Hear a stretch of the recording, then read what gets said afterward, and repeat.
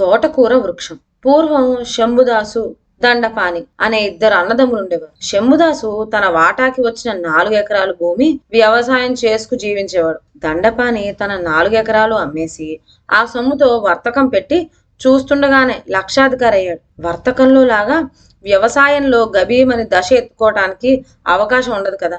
అందుచేత శంభుదాసు ఎదుగు బొదుగు లేకుండా అలాగే ఉండిపోయాడు. ఒక ఏడు శంభుదాసు తన 4 ఎకరాలు పొలంలోనూ ఒక కంచెడు మెర దున్ని కలుపు తీసి బుట్టెడు తోటకూర విత్తనాలు తెచ్చి జల్లాడు. చక్కటి వర్షం కురిసింది. విత్తులన్నీ మొలకెత్తినాయి. కొద్ది రోజుల్లోనే పెరడంతా పెళ్లి కూతురి మొక్కలలాగా కలకల్లాడుతూ కనపడింది. రోజు 3 మొక్కలు పట్టుకుపోయి అమ్ముకొచ్చి ఆ సొమ్ముతో అతడు పొట్ట పోసుకునేవాడు. ఊళ్ళో నీ తమ్ముడు మహదైశ్వర్యంతో తులతూగుతూ ఉంటే నీవిలా కష్టపడ్డం ఏమిటి అని ఎవరైనా అంటే ఎవరి అదృష్టం వాళ్ళది. వాడి అదృష్టం బాగుండి ఏదో ఇంత సంపాదించుకున్నాడు అని నేను సంతోషించవలసిందే గాని వాటాకు వెళ్ళకూడదు అని సమాధానం చెప్పి తనకున్న దాంతో తృప్తి పడేవాడే కాని తమ్ముని చూసి ఎంత మాత్రమూ అసూయ చెందేవాడు కాదు. పొలంలో పెరిగిన తోటకూర మొక్కలన్నిట్లోకి ఒక మొక్క చాలా జబారుగా పెరిగి చూడటానికి ఎంతో ముచ్చటగా కనపడింది.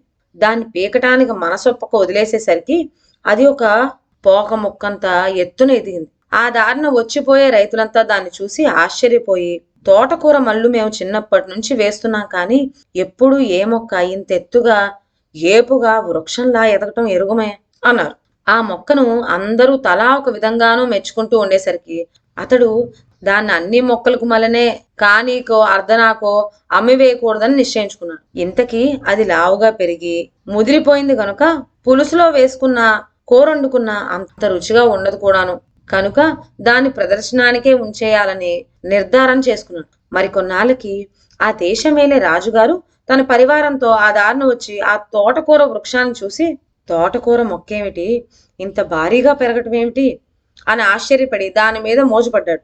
అప్పుడు శంకుదాసు, ప్రభు, ఈ మొక్క నా పెరట్లో ఉంటే ఏంగాను ఉద్యానవనంలో నాటించవలసిన 1వ జాతి మొక్క అన్నాడు. రాజుగారికి బ్రహ్మానందమైంది. శంభుదాసు ఆ చెట్టుని చుట్టూ 1 అడుగు కైవారం గల వేలుతో సహా పెళ్లగించి రాజుగారి ప్రక్కనే రథం పైన ఉంచి వారి ఆజ్ఞానుసారం తాను కూడా ఆయనతో ఉద్యానవనానికి వెళ్లి అక్కడ దాన్ని స్వయంగా పాతి చక్క వచ్చాడు. వచ్చేటప్పుడు రాజుగారు అతనికి పెద్ద వరహాల మూట ఒకటి బహుమతి ఇచ్చి సత్కరించి పంపాడు. తలవని తలంపుగా వచ్చిన ఆ సొమ్ముతో దరిద్రమంతా తీరిపోవటమే కాకుండా శంభుదాస్ ఒక్కసారిగా ఐశ్వర్యవంతుడయ్యాడు.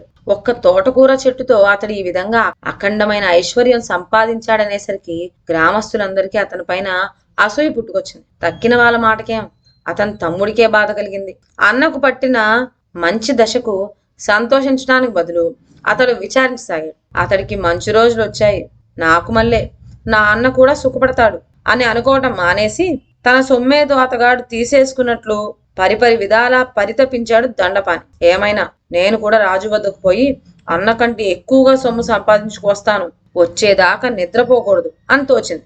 అయితే మరి రాజుగారికి ఎటువంటి కానుక పట్టుకు వెళ్తే బాగుంటుంది అని తీవ్రంగా యాచించాడు. ఒక తోటకూర మొక్కకే అంత ఐశ్వర్యం ఇచ్చాడే, విలువైన కానుక ఏదైనా పట్టుకెళ్లి సమర్పిస్తే అదం అన్నకిచ్చిన దానికన్నా 100 రెట్లైనా ఇవ్వడా అనుకొని దండపాని తన ఆస్తి అంతటితో బంగారం కొని పెద్ద డాలు ఒకటి తయారు చేయించాడు. నవరత్నాలు ఆ డాలుకు పొదిగింపించాడు. తయారైన ఆ డాలును జోడు గుర్రాల సారట్లో ఎక్కించుకొని కోటకు పోయి రాజుగారికి దాన్ని కానుకగా సమర్పించాడు. ఆ డాలును చూసేసరికి రాజు బ్రహ్మానంద భరితుడయి మంత్రితో, సత్యవోత్తమా, ఇంత విలువైన కానుక తెచ్చిన ఇతగాడికి మనం బదులుగా ఏదైనా ఒక గొప్ప బహుమానం చేయాలయ్యా. ఏం బహుమానం ఇస్తే బాగుంటుందో బాగా ఆలోచించు అన్నాడు. అందుకు మంత్రి, ప్రభు, ఆలోచనకేముంది, ఏనుగులు, లొట్టిపిట్టలు, గుర్రాలు ఇలాంటివి ఏమైనా ఇవ్వచ్చు, వాటిపైన వరహాల మూటలు వేసి మరీ ఇవ్వచ్చు అన్నాడు. రాజుగారికి ఆలోచన తృప్తికరంగా తోచలేదు. ఇంత విలువైన డాలును బహుమతిగా ఇవ్వగలిగిన ఇతడు ఎంతో ఐశ్వర్యవంతుడై ఉండాలి. ఇతడికి నేను మళ్ళీ వరహాల మూటలు ఇవ్వటంలో గొప్పే ఉంది. జిలేబీలతో మొహం మొత్తు ఉన్నవాడికి మరో 4 జిలేబీలు వడ్డించటం లాగానే ఉంటుంది ఇది.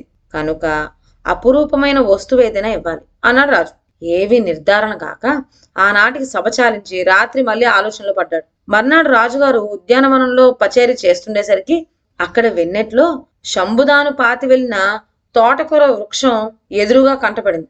దాన్ని చూడటంతోనే రాజుకి ఇంతకన్నా అపురూపమైన వస్తువు ఉండదేమో అని తోచింది. నవరత్న ఖచ్చితమైన బంగారు డాలు బహుమానం తెచ్చిన దండపానికి ఇది ఒక్కటే తగిన బహుమతిగా తలిచాడు.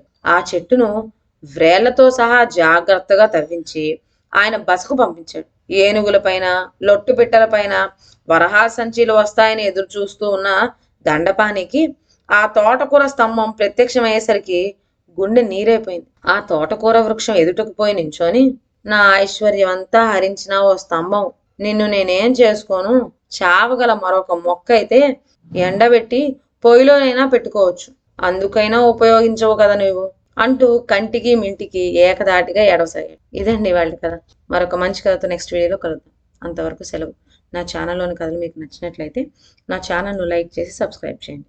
షేర్ చేయడం మర్చిపోవద్దు. కొత్త కథ నోటిఫికేషన్ కోసం బెల్ ఐకాన్ ప్రెస్ చేయండి. Thank you.